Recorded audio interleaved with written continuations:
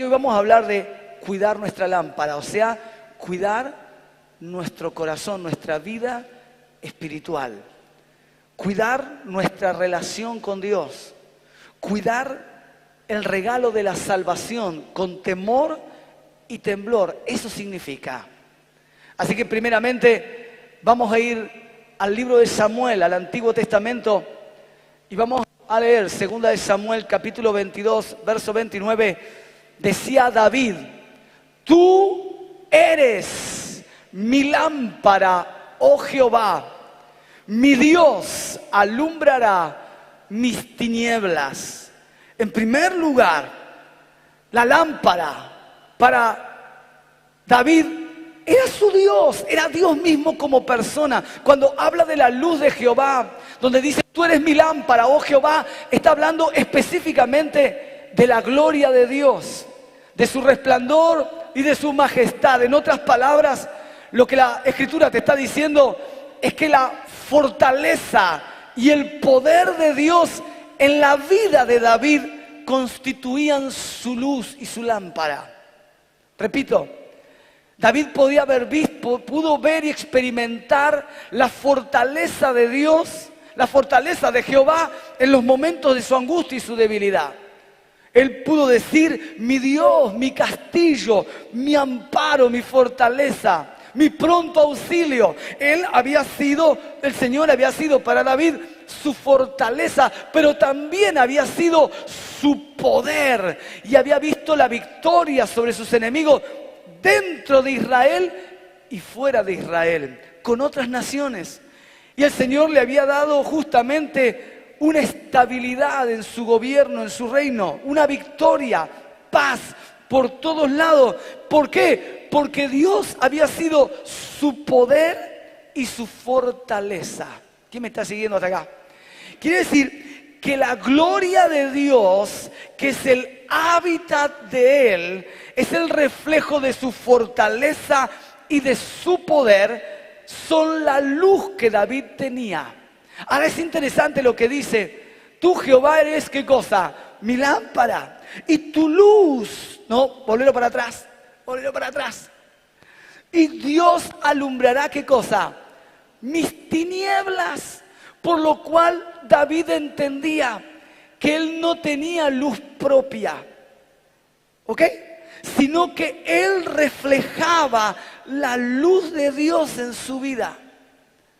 En otras palabras, vas a leer después que David era la lámpara de Israel. Y se lo llama la lámpara de Israel.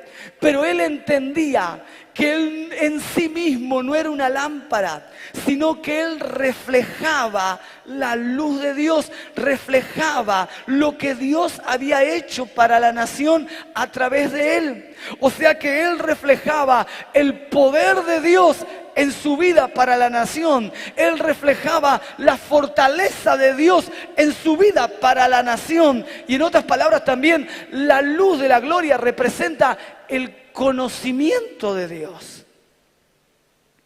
Quiere decir que cuando hablamos de la lámpara y de la luz, hablamos primeramente, dije, de la gloria de Dios.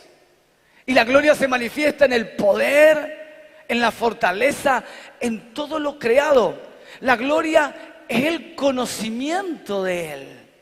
Y esto lo habla muy bien el apóstol Pablo. Ahora sí pasamos, por favor. Lo habla muy bien el apóstol Pablo en 2 Corintios, capítulo 4. Y va a hablar justamente de la gloria de Dios en la faz de Jesucristo. Dice, porque no nos predicamos a nosotros mismos, sino a Jesucristo como Señor y a nosotros como vuestros siervos por amor de Jesús. Porque Dios, mirá por favor con mucha atención, porque Dios que mandó de las tinieblas resplandeciese la luz, o sea la luz física, es el que también resplandeció en nuestros corazones para iluminación del conocimiento de la gloria de Dios en la faz de Jesucristo. Quiere decir que la gloria de Dios es el poder, es la fortaleza y es el conocimiento de quién realmente es Cristo. Si hay alguien que ha nacido de nuevo en su vida, es alguien que experimentó este milagro. Saber que Cristo es Dios es un milagro del cielo. Y te está diciendo el apóstol Pablo de la misma forma en Génesis 1, cuando Dios dijo, hágase la luz, y de las tinieblas fue creada la luz. De la misma forma, tiene que en nuestro corazón aparecer el conocimiento en el alma humana de quién es Cristo. Cuando habla de la gloria en la faz de Jesucristo, lo que está diciendo es, quien reciba el milagro del conocimiento de quién es Dios, sabrá que Jesucristo es Dios hecho carne, que Él murió y resucitó, que es el Cristo, el Hijo del Dios viviente. En otro momento, el apóstol Pedro experimenta esta bendición. El Señor le pregunta a los apóstoles y les dice, ¿quién dice la gente que soy yo? Y los apóstoles empezaron a decir, bueno, algunos dicen que sos el profeta Elías, que ha bajado del cielo como subió, bajó. Otros dicen que sos Jeremías. Otros dicen que sos Juan el Bautista, el que habían decapitado hacía unos meses y que ha resucitado. O sea que la gente hablaba de Cristo, ¿qué cosa? Cualquier cosa. Así es hoy. La gente en el mundo es incapaz, por favor escúchalo, bíblicamente hablando, de conocer realmente quién es Jesús. Algunos dirán que es un buen hombre, otros dirán esto y aquello, pero saber la identidad de Cristo es una obra divina del Espíritu Santo en nuestras vidas. Lo único que puede hacer que un hombre o una mujer pueda nacer de nuevo es que tenga el conocimiento de Dios en su vida. El Señor le pregunta a los apóstoles, ¿así que eso dice la gente de mí? Sí, que sos Juan el Bautista. No, sí, la gente dice tantas cosas. Y el Señor les dice a los apóstoles, ¿y ustedes qué onda? ¿Y ustedes qué dicen de mí? Silencio, estampa, entre los 12, hasta que Pedro levanta la mano, me imagino, es medio colérico, impulsivo, como alguno que hay acá, alguna que está acá. Viste que va la boca adelante y la cabeza atrás. ¿No te pasa que a veces hablas y decís, ¿para qué hablé? Tú eres el Cristo, el Hijo del Dios viviente. Y el Señor le termina diciendo, bienaventurado Simón, hijo de Jonás. Él era hijo de Jonás, ascendencia, era costumbre judía, un hebraísmo, decirle el nombre y la ascendencia. Bienaventurado Simón, hijo de Jonás, porque esto no te lo reveló ni carne ni sangre, sino mi Padre que está en los cielos. Y yo te digo que te llamaban Simón, mas ahora te llamarás Pedro. Es interesante esto, porque la revelación de quién es Cristo nos cambia la identidad. Simón es como Jonás, paloma. Sin embargo, Pedro es piedra. O sea, le hablaba de estabilidad. Le estaba diciendo, ahora dejará de ser Simón, serás Pedro. Y sobre esta roca, o sea, lo que has dicho, la revelación de quién soy, voy a edificar, a colocar todas las piedras. Significa, voy a edificar mi iglesia y las puertas del Hades jamás prevalecerán sobre ella. Damas y caballeros, si hay alguien renacido del cielo en la tierra, de Dios le dará victoria. Jamás el infierno podrá vencer a los hijos y a las hijas del Señor. No, si alguien va a aplaudir, que aplauda con ganas, sin miedo. Si va a adorar a Dios, exáltelo con libertad.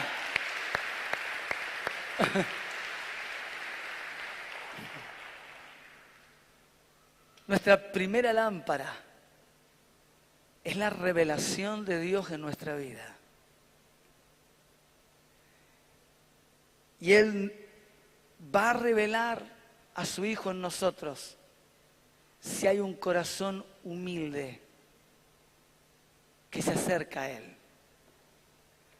A los creyentes, a los que creen en su palabra, a los que humildemente reciben la verdad, es a ellos que el Señor se revela. Dice Jesucristo, hablándole a los apóstoles, el que me ama, fíjate, el que me ama, mi palabra, ¿qué va a hacer? La va a guardar, y mi Padre y yo vendremos a Él y a esa persona, ese hombre, esa mujer, y haremos morada en ese corazón. Y termina diciendo, y yo me manifestaré a esa persona. Hay una revelación en tu vida y en mi vida que no viene de lo natural, viene de una intervención del cielo. Dios es nuestra lámpara. Usted ama al Señor porque Dios tuvo misericordia y alumbró sus tinieblas y pudo saber por gracia de Él que Jesucristo es el Cristo, el Hijo del Dios viviente. Y eso ha hecho en tu vida un cambio y una transformación. Y empezaste a tener una relación. Y fuiste ligado con Jesucristo. Y no se trata de un punto de vista, ni de una doctrina, ni de un cambio de religión. Hay una relación, hay algo vinculante. Estoy vinculado con una persona y no me puedo ir a la izquierda ni me puedo ir a la derecha, aunque quiera ir para el otro lado. Estoy en una relación. Y eso es el producto de que el Señor ha resplandecido en nuestros corazones. Él es el que nos ha trasladado de la muerte a la vida, de las tinieblas al reino de su Hijo. Entonces, la primera lámpara es Dios y su intervención sobre nuestros corazones. ¿Quién me está siguiendo acá? ¿Quién ha tenido el favor del Señor y ha recibido la salvación del Señor? Que nadie se jacte en esta tarde de decir que por su propia decisión, por su propia motivación, por su propio... No. La palabra de Dios dice claramente que tu fe es un don del cielo y que nosotros nos arrepentimos porque Él produce el querer como el hacer. O sea que Él derrama su luz en un corazón que recibe la gracia de Dios con humildad. Y si hemos recibido su gracia, entonces sí, cuidemos con temor y temblor la lámpara, la luz que Dios nos ha dado. ¿Amén? Segundo, te dije que el Padre y su acto de revelar es nuestra lámpara. En segundo lugar, la Escritura habla de que la misma palabra de Dios se constituye en una lámpara. Quiere decir que la Escritura es lámpara a nuestra vida. Vamos a ir al Salmo, capítulo 119, versículo 105. Y yo te animo que lo leas en tu casa. Todo el 119 es una antología de lo que es la Escritura y lo que la Escritura produce en la vida del creyente. Cómo el Espíritu Santo trabaja a través de la palabra de Dios en nuestras vidas, cambiándonos, transformándonos y guiándonos. Dice así, la palabra de Dios, lámpara es a mis pies, ¿qué cosa? Tu palabra, y lumbrera a mi camino. ¿Por qué no le das un aplauso a la palabra de Dios? Lámpara. Lámpara es tu palabra. Lo que David estaba diciendo es que la palabra, la Escritura, venía a ser como la linterna que te alumbra en un camino, que te impide tropezar. La falta de luz espiritual es justamente lo que hace que el ser humano se desvíe y entre en caminos peligrosos. Pero la palabra de Dios es la luz y la lámpara para nuestras vidas. La luz de quién es Dios y la luz de lo que quiere Dios. La Escritura es la lámpara del conocimiento del Señor. Por un lado, la Escritura te llevará a conocer quién es tu Padre. Y por otro lado, la Escritura revela la voluntad perfecta de nuestro Padre. Por eso es tan importante entender que no puedo separar yo al Padre y a su palabra. De ninguna manera puedo yo separar a Dios de su propia palabra, porque Él y su propia palabra son una sola persona. No me puedo llevar bien con Dios y mal con la Biblia. Porque de la misma forma que te lleves con la Santa Biblia, la Escritura, de la misma forma te llevarás con el Padre. Porque Él y su palabra son una sola, ¿qué dije? Persona. Quien conoce la Escritura y a través de la Escritura puede conocer quién es Dios. Y cuando hablo de conocer, estoy hablando de relación. Porque nosotros los occidentales tenemos un problema con el conocer, porque lo asociamos con saber, con estudiar, con saber. Y un oriental, cuando habla del conocimiento, habla de una relación íntima. Por eso vas a ver, por ejemplo, cuando la palabra de Dios te habla de conocer, te va a hablar aún de las relaciones íntimas en el matrimonio. Y Adán conoció a Eva y nació Abel.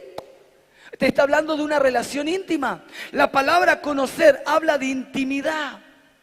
Cuando la Escritura habla de conocer a Dios, te está hablando de tener relación con Él. Por eso, quien entiende que a través de la palabra se llega al conocimiento de la persona de Dios y puedo entender quién es mi Padre y cuál es su carácter y qué es lo que anhela y qué es lo que desecha, qué es lo que ama y qué es lo que odia, entonces podré buscar su perfecta, voluntad.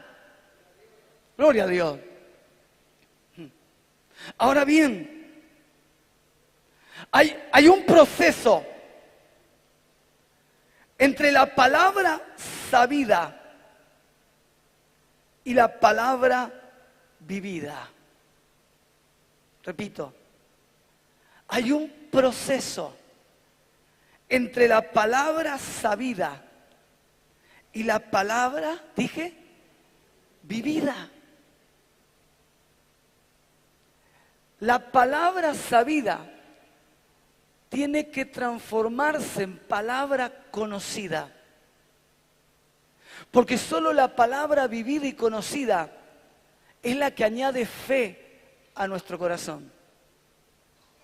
Y esto lo habla muy bien el apóstol Pedro. Él tuvo una experiencia. Pedro, Juan y Jacobo fueron llevados al monte de la transfiguración. Seguro que alguno que lee la Biblia a veces sabe de lo que estoy hablando. Amén, dijo uno por ahí. Hay un monte, se llamó el monte de la transfiguración. ¿Quién escuchó, aunque sea alguna vez en su vida? Bien, antes que me tire de la escalera. Bien, hay un monte, no, un chiste. Un monte de la transfiguración. ¿Qué fue lo que quiso mostrar el Señor? Él llama a Jacobo, Juan, Pedro, los tres, su círculo íntimo, y lo lleva solo con ellos. Y en el medio de una montaña, en un tiempo de intimidad con Dios, con el Padre y de oración, Él se transfigura. Y al transfigurarse, describe el apóstol Juan, y lo vas a ver en los evangelios también, que su rostro empieza a brillar como el sol y sus vestidos se hacen blancos y resplandecientes. Lo que está haciendo básicamente es mostrar su identidad, su divinidad. Entonces Pedro, muchos años después, está escribiéndole a la iglesia. Y está escribiéndole en la epístola y le está hablando de lo que él vivió y le está hablando de lo importante de la Escritura y de lo que la palabra de Dios hace en el corazón de los creyentes. Vamos a 2 de Pedro capítulo 1 verso 16. Dice, porque no hemos dado a conocer el poder y la venida de nuestro Señor Jesucristo, escuche por favor, siguiendo fábulas, mentiras, cuentos o leyendas. Eso está diciendo. No estamos hablando de Cristo siguiendo fábulas artificiosas, sino como habiendo visto con nuestros propios ojos su majestad. Damas y caballeros, el fundamento del Evangelio es un fundamento testimonial antes que teológico. La resurrección no es un asunto teológico, la resurrección es un asunto histórico y testimonial antes que religioso. ¿Quién me está siguiendo acá?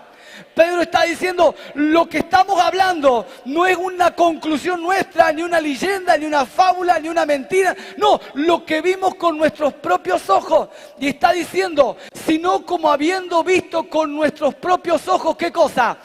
Su majestad. Pues cuando Él recibió de Dios Padre honra y gloria, le fue enviada desde la magnífica gloria una voz que decía, este es mi Hijo amado, en cual tengo complacencia. Dice, y nosotros oímos esta voz enviada del cielo cuando estábamos con Él en el Monte Santo. Ahora bien, okay. Amén. ¿Querés aplaudir? Dale gloria al Señor. Ahora bien, Pedro era apóstol de Cristo, elegido por Dios para ser testigo de estas cosas. El libro de los Hechos te habla de que Dios Padre eligió a los testigos de la resurrección desde antes de la fundación del mundo. Por eso el Señor resucitado no se le apareció al pueblo entero, se le apareció solo a aquellas personas que Dios eligió. Sus apóstoles, sus discípulos, algunos hasta 500. Y en última instancia, como una excepción, 5 años después de la resurrección, se le aparece al apóstol San Pablo. El apóstol Pablo dice, y por último, como un abortivo, se me apareció a mí. Quiere decir que los creyentes no vamos a tener esa experiencia, porque fue una experiencia apostólica. El Señor no se aparece más hasta la segunda venida, cuando Él vuelva. Por eso Pedro ahora va a decir de qué forma la iglesia puede tener la misma experiencia que él tuvo de conocer a Cristo. Entonces dice el Señor, versículo 19, tenemos también la palabra profética que dice, más segura, a la cual hacéis bien, y ahora le habla a la iglesia, le habla a ¿quiénes? A todos nosotros. ¿De qué forma podemos conocer a Cristo? De la misma forma que Él lo conoció sin tener esa experiencia, usted puede tener la misma relación que Pedro tuvo. Y está diciendo, la palabra profética más segura, que está hablando de la Escritura, a la cual hacéis bien en estar atentos como una ¿qué? Lámpara, antorcha, que alumbra en un lugar oscuro hasta que el día esclarezca y el lucero de la mañana salga en vuestros corazones. Quiere decir que hay un proceso entre la palabra sabida y la palabra vivida, que es a través de la Escritura y de mi comunión con el Espíritu Santo por medio de la Escritura, que entro en la revelación y puedo conocer a Jesucristo y tener una relación con Él. La relación con Cristo, la relación con nuestro Padre, es a través de la meditación de la palabra de Dios. Y dije meditación, que no es lo mismo que leer un versículo. El Señor le habla a Josué y le dice, meditarás en este libro de la ley de día y de noche. El Salmo 1 habla de la promesa de ser bendecido como un árbol junto a las corrientes de las aguas, aquel cuya su delicia está en la ley de Dios y medita en ella de día y de noche. Entonces es la meditación en la Escritura lo que te llevará a tener revelación del conocimiento de Dios. En otras palabras, lo que constituirá a la palabra una lámpara en tu corazón. Porque el apóstol dice claramente que la Escritura tiene que ser nuestra antorcha hasta que el lucero de la mañana amanezca en nosotros. En otras palabras, hasta que la palabra que yo sé la pueda empezar a vivir. Una cosa es saber que Dios me ama y otra cosa es experimentar el amor de Dios. Una cosa es saber que Dios me ha salvado y otra cosa es experimentar y saber que Él me ha cambiado. Entonces, ¿qué es meditar? Anótalo, por favor, porque es la meditación lo que transforma la palabra sabida en la palabra vivida. Entonces, medito en la palabra cada vez que la leo atentamente y repetidamente. No puedo leer por arriba la Biblia. Si hay alguien que quiere conocer a Cristo, ¿hay alguien que quiere conocer a Cristo acá? Como lo conoció Pedro. ¿Hay alguien que quiere tener relación con su Padre Celestial y tener una experiencia? Porque el Espíritu Santo, escúchame por favor, no hará nada sin su palabra. Repito, el Espíritu Santo no hará nada sin su palabra. Quien menosprecia su palabra, lo menosprecia a Él. Porque Él no se mueve separado a la palabra. Él ilumina con la palabra. Él sana con la palabra. Él libera. Es su espada la palabra. Es su arma, su herramienta. La forma en que Él trabaja. Él impartirá poder en la iglesia a través de la comunión y la meditación de la palabra de Dios. Entonces te dije, leer repetidamente, lentamente, en comunión, leer. Segundo, estudiar. La Biblia habla de que los profetas tuvieron que indagar diligentemente la Escritura. Habla de que los hombres de Dios tuvieron que inquirir, buscar, investigar. Y si los profetas del Antiguo Testamento indagaban diligentemente, investigaban en la ley, investigaban en la palabra, estudiaban la Escritura, ¿cuánto más nosotros? Nadie que no estudie la palabra de Dios, que no la investigue, que no la busque, que no la ame, que no quiera, va a recibir comunión con Dios. Leer, estudiar, reflexionar lo que estoy leyendo. Reflexionar significa rescatar principios y verdades. Reflexiono, leo pensando lo que estoy leyendo y medito.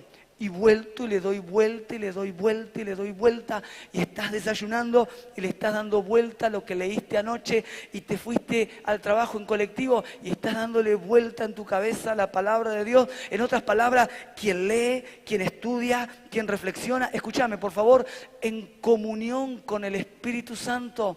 En comunión significa velando y orando. Usted está leyendo y por dentro está diciendo, Espíritu Santo, dame sabiduría. Usted está estudiando y está diciendo, Espíritu Santo, revelame al Padre, revelame al Hijo. Usted está reflexionando y está orando diciendo, Padre, revelame tu voluntad, revelame tus principios. Quien medita, entonces la palabra de Dios promete, sobre su corazón amanecerá el lucero de la mañana. Dejarás de tener una idea y tendrás una persona maravillosa a la cual vas a amar, obedecer, querer. ¿Alguien está escuchando al Señor acá? ¡Conocerás a Cristo!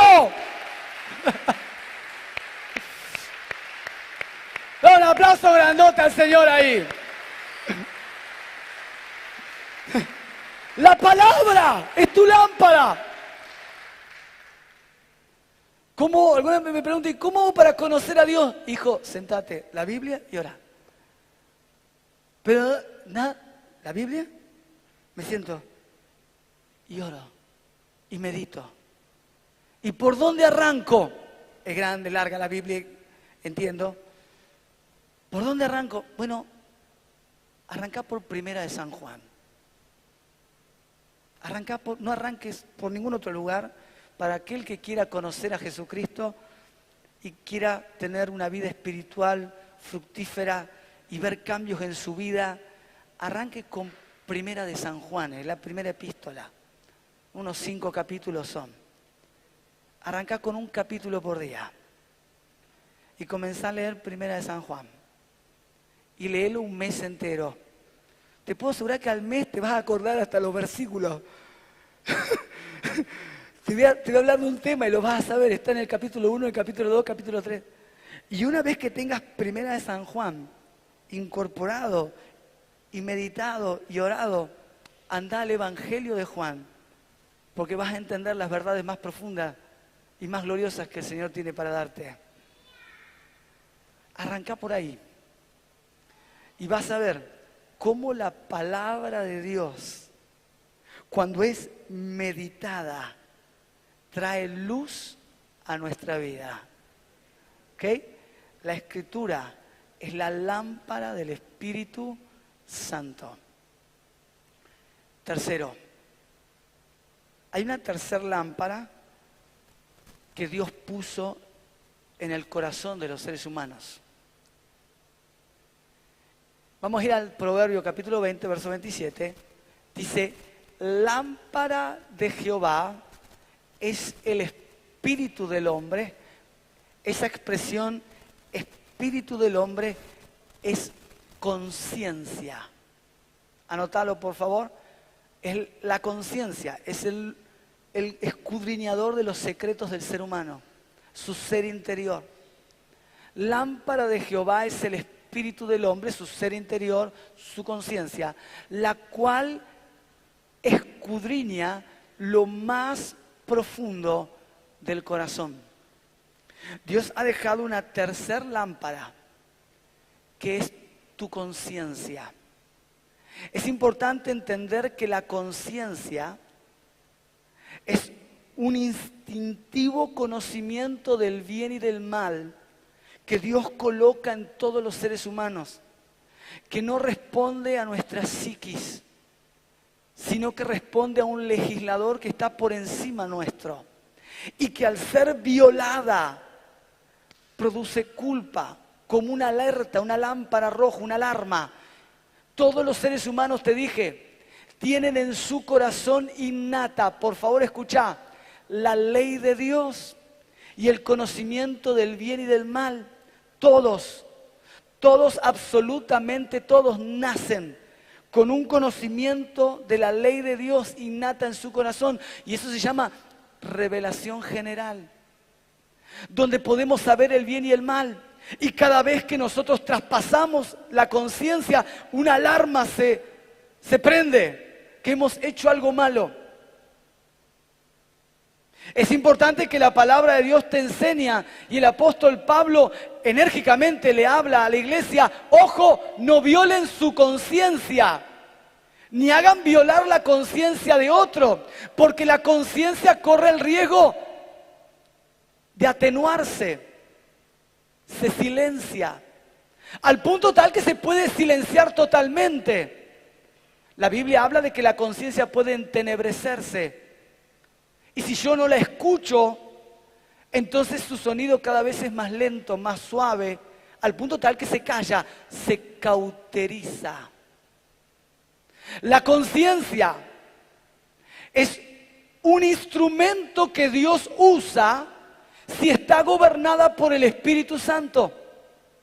Por eso podemos leer, por ejemplo, Romanos, pasamos por favor, Romanos 9.1 creo.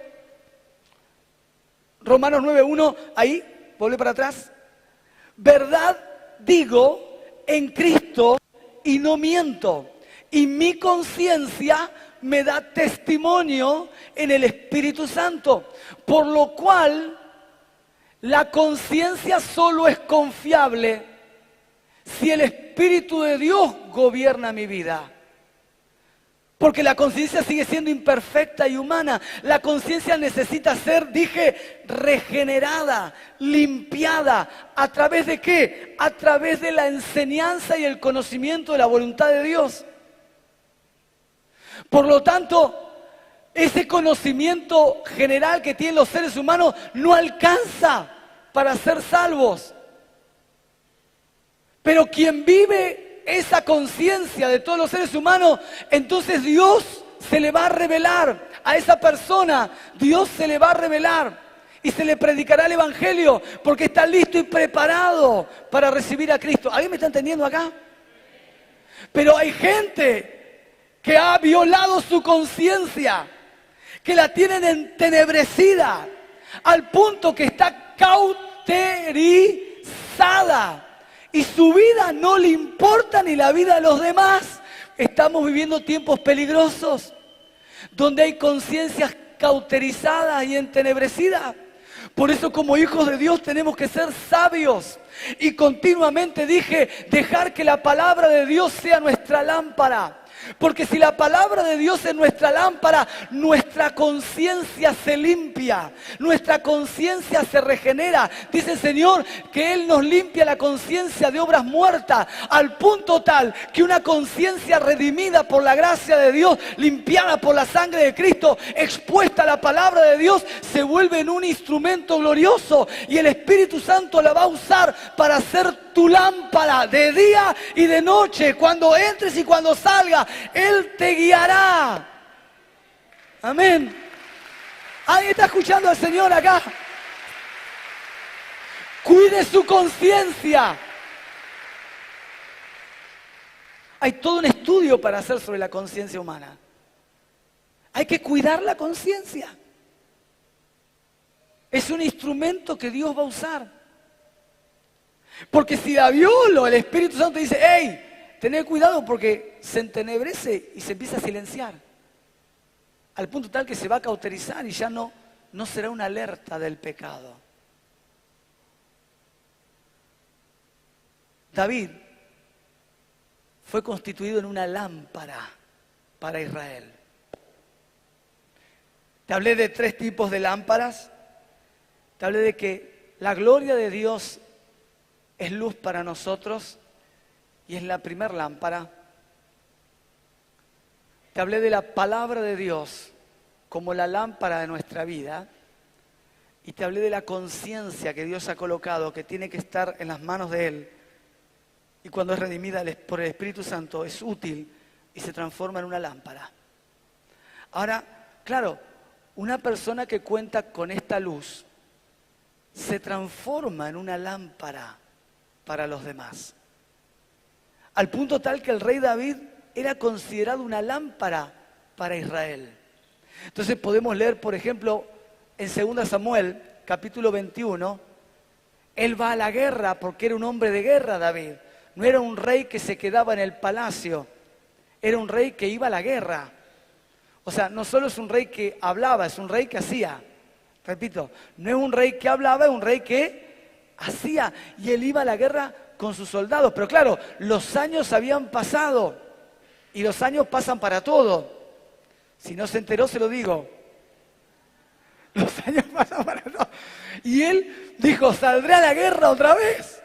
Claro, pero ya no era lo mismo salir a los 20 que salir a los buenos. A unos años. Entonces sucede un evento. Verso 15, y volvieron los filisteos a hacer guerra a Israel y descendió David y sus siervos con él y pelearon con los filisteos. ¿Y David qué le pasó? Se cansó. La lámpara se puede cansar. La lámpara se puede cansar de la batalla. ¡Ey! Por eso es importante que tengan cuidado los solitarios y las solitarias. Las que hacen de la iglesia algo a su manera. ¡Ojo! Porque ¿quién habrá para ayudarte en el momento que te caigas? David se cansó. Isbi Benob, uno de los descendientes de los gigantes, cuando habla gigante acá es anaseos, en realidad la palabra es Rafa, que es Rafín, significa una raza de gran altitud, de gran altura y fortaleza. Calculá que la altura promedio en este tiempo de David era de 1,50 m. Los escudos romanos eran cortitos, abarcaban el cuerpo. El promedio de altura del ser humano fue creciendo en estos 2000 años. ¿Estamos de acuerdo? O sea que una persona de 1,90 m en ese momento era un gigante para ese de 1,50 m. ¿Se entiende? ¿Sí? ¿Estamos de acuerdo? Bien. Era grupo de Anak. Ojo, no confundir con Goliat, que era otro tipo que ya era un deforme, era un mutante de 3 metros casi. ¿Está? Pero bueno, nos vamos a meter en el caso. No, no es el punto ese. Dice, descendientes de los gigantes, cuya lanza pesaba 300 ciclos de bronce y quien estaba ceñido con una espada nueva y trató de ¿qué? De matar a David. Mas Abisai, hijo de Sarbia, llegó en ¿qué? En su ayuda. Qué bueno es tener a los hermanos y a las hermanas que nos ayudan en el momento de la prueba y de la lucha. Qué bueno. Qué bueno que es estar en la casa de Dios y tener comunión unos con otros. Así va a aplaudir, aplauda en serio, por favor. ¡Qué bueno! ¡Qué bueno es escuchar al Espíritu Santo que te diga, te podés cansar! ¡Poing! ¡Qué bueno es saber que no sos el number one ni la number one! ¡Qué bueno es saber que si David se cansó, vos y yo no podemos cansar! Ahora, ¿estaba quién ahí? El hijo de Sarbia. Y llegó en su ayuda, hirió al filisteo y lo mató.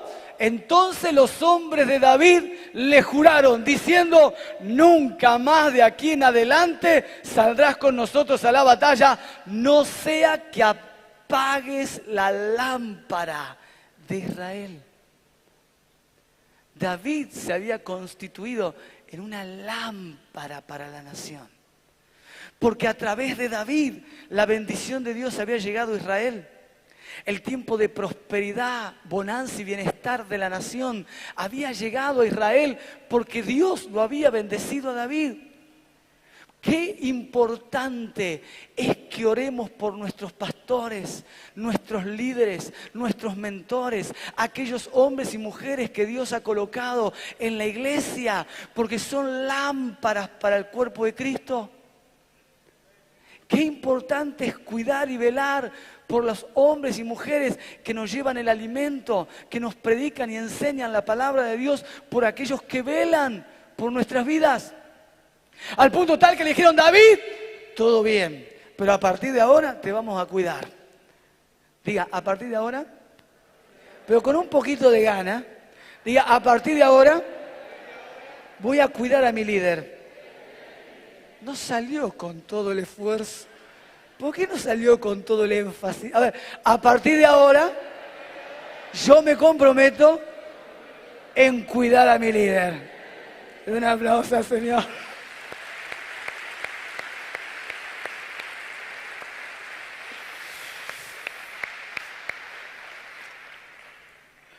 El Señor Jesucristo, termino con esto, nos dijo que somos la luz del mundo. Así como David fue lámpara para Israel, tu vida y mi vida se constituyen en una lámpara para esta sociedad. Dice la palabra de Dios, pasamos, Mateo capítulo 5, verso 13, vosotros sois la sal de la tierra, pero si la sal se desvaneciere, ¿con qué será salada? No sirve más para nada, sino para hacer ¿qué cosa? Echada afuera y hollada por los hombres. Vosotros sois la luz del mundo. Una ciudad sentada sobre un monte no se puede esconder. Ni se enciende una luz y se pone debajo del almud de una caja, sino sobre el candelero arriba y alumbra a todos los que están en casa. Así, verso 16, alumbre vuestra luz delante de los hombres, para que vean vuestras buenas obras y glorifiquen a vuestro Padre que está en los cielos.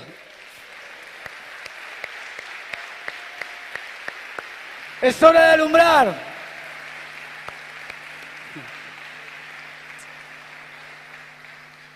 la luz de Cristo en nuestra vida termina siendo un testimonio convincente de que Cristo nos ha salvado. Un testimonio convincente se traduce en un estilo de vida. Es por nuestras obras que iluminamos en esta sociedad. Es por lo que hacemos, no por lo que decimos. Es por la forma en que vivimos. El Señor está diciendo que vuestra luz, vuestras buenas obras, alumbren a todos los hombres, para que el mundo entonces crea y glorifique a Dios, a vuestro Padre que está en los cielos. Damas y caballeros, es hora de alumbrar. Es hora de brillar donde el Señor nos haya puesto. No hace falta ser un gran evangelista, una gran pastora, un gran maestro. Hace falta iluminar donde está oscuro. Es allí en tu trabajo, allí en la escuela, allí en tu familia, en el club, en el consultorio, en la clínica, en donde te muevas. Que la luz de Cristo alumbre en todo lugar. Estamos en un momento de oscuridad cual nunca antes. Y es el momento y la hora en la cual el Espíritu Santo nos llama para brillar. Es hora de brillar. Así que para todos los que están dispuestos a hacer luz en la oscuridad, vamos a declarar en el nombre del Señor un pacto con Dios. Uno se pone de pie en esta tarde y vamos a declarar. Pasamos, hacemos la declaración, si la tenés ahí.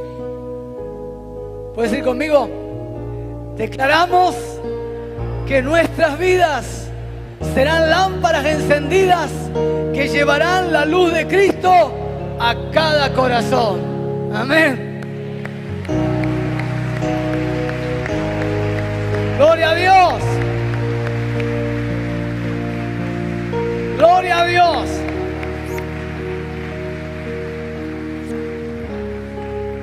Levante sus brazos. Padre, he dado tu palabra, Señor, y tu palabra, Señor, no vuelve vacía. Nos has hablado de cuidar nuestra lámpara. Señor, nos has hablado de cuidar la salvación que nos diste con temor y temblor. De cuidar el conocimiento de tu gloria en nuestras vidas. Nos has hablado, Señor, de cuidar tu palabra y la meditación de ella diariamente, porque ella es nuestra lámpara que alumbra nuestras vidas, que nos permite conocerte y nos permite saber cuál es tu voluntad. Señor del cielo, nos has hablado de cuidar la conciencia, el espíritu, porque es allí, con la conciencia, que tú trabajas en nuestro ser interior. De velar, Señor, de tener una conciencia redimida y buena conciencia en todas las cosas. Amado Padre, nos has hablado, Señor, que nos has constituido como lámparas para el mundo, que nuestra función es alumbrar y llevar la luz del Evangelio a todo lugar, que nadie puede decir que no tiene responsabilidad en medio de las tinieblas que vivimos y en medio de la oscuridad, Señor. Todo lo contrario. Por eso, Padre amado, decilo conmigo, Padre amado, yo pido que tu palabra, como aceite viva, como luz, encienda mi corazón. Padre amado, que mi lámpara brille con toda potencia del cielo. Úsame, Señor, para llevar tu palabra y el Evangelio a donde tú quieras. Amado Padre, soy una lámpara en tus manos, en el nombre de Jesús. Amén, amén, amén. Gloria a Dios. Adoramos al Señor, adoramos.